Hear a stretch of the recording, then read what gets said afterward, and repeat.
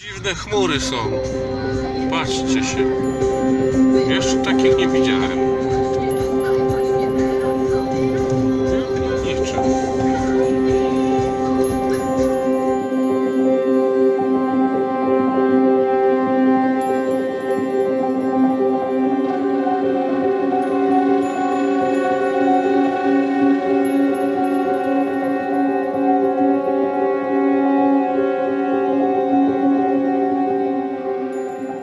A z tych chmur też.